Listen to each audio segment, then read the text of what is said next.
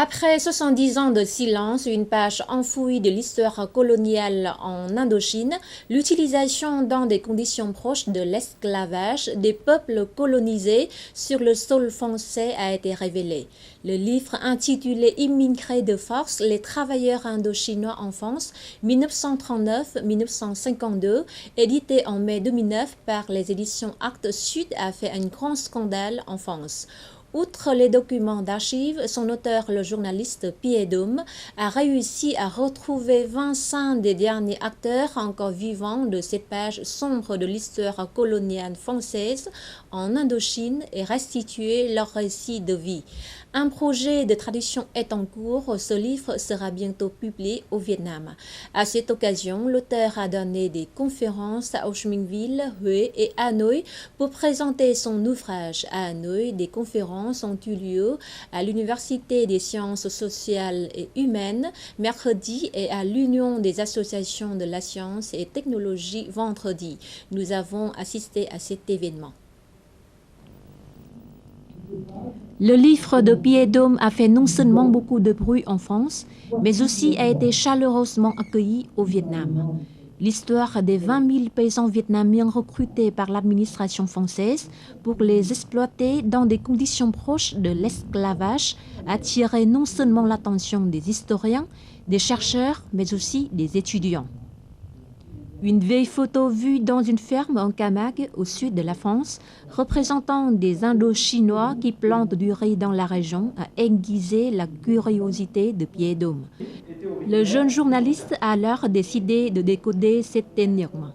Après 3 années d'enquête, depuis les banlieues de Paris et de Marseille jusqu'à Hanoï et aux villages les plus reculés du Vietnam, Pierre Daume a réussi à retrouver 25 des derniers témoins encore vivants de cette page sombre de l'histoire coloniale française en Indochine.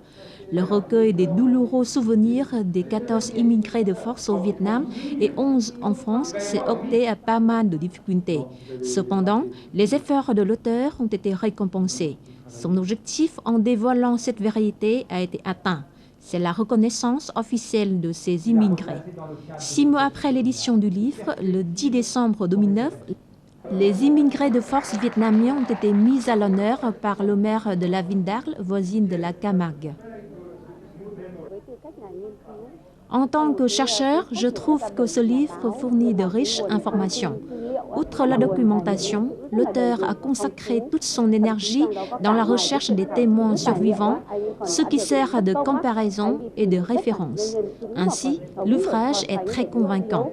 De plus, l'édition du livre a entraîné un événement très important, c'est la reconnaissance officielle par les autorités d'une grande ville française de la contribution des travailleurs vietnamiens. C'est le résultat le plus grand et le plus important pour un ouvrage d'étude. Cela sert de modèle à des chercheurs comme nous.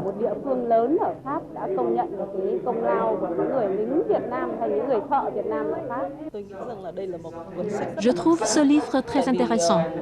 Il aborde un sujet encore peu connu au Vietnam. Il fournit beaucoup d'informations utiles. En tant que chercheur sur cette période de l'histoire, j'achèterai tout de suite ce livre une fois qu'il sera publié en vietnamien.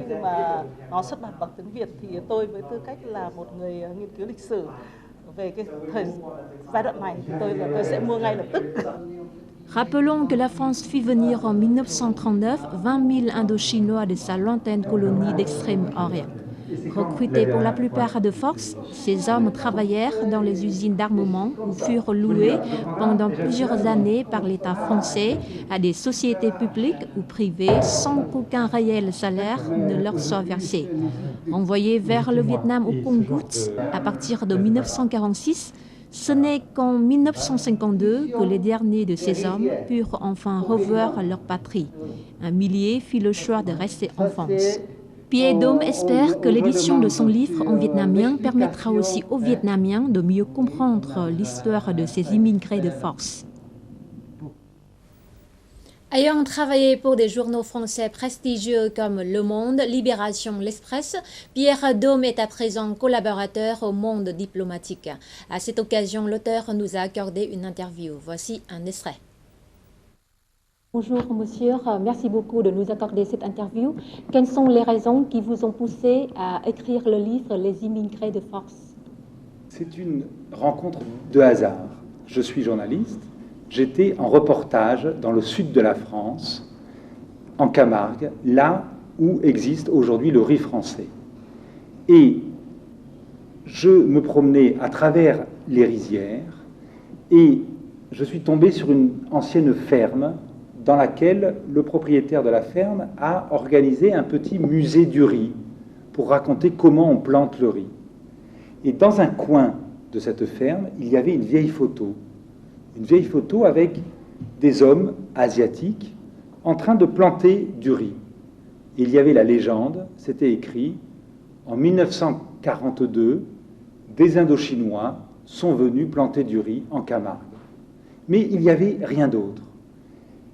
Et ça m'a surpris, parce qu'en France, personne n'a jamais entendu parler des travailleurs indochinois, et personne n'avait entendu dire qu'il y avait eu des Indochinois pour planter du riz en Camargue. Et donc, à partir de cette photo, j'ai remonté le fil de toute cette histoire. J'ai commencé à retrouver un des anciens et un deuxième, et ils ont commencé à me raconter leur histoire.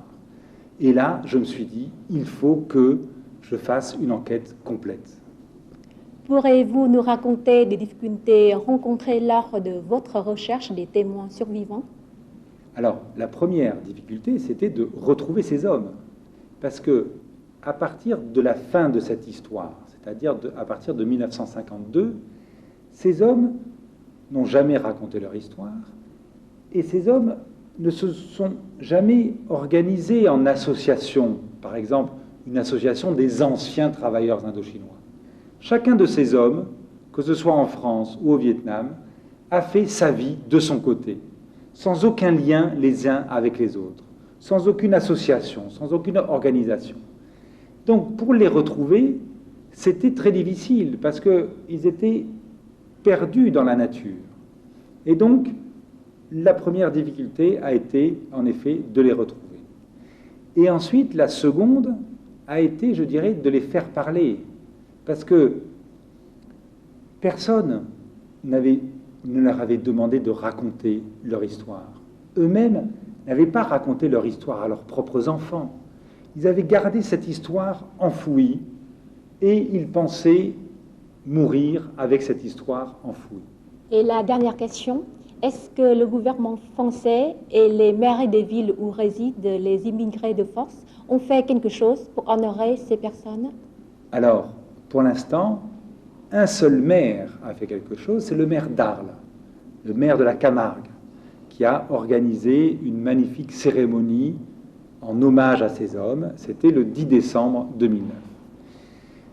Nous espérons tous, et quand je dis nous, c'est moi et tous les enfants des travailleurs indochinois en France, nous espérons tous que l'exemple du maire d'Arles va donner des idées aux autres maires des villes de France, où habitent justement des travailleurs indochinois, ou bien les maires des villes de France où ont été des grands camps de travailleurs indochinois.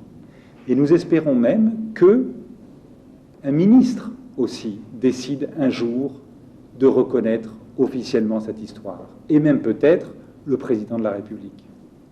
Je vous remercie. Et tout de suite, les prévisions météo dans les principales villes du Vietnam.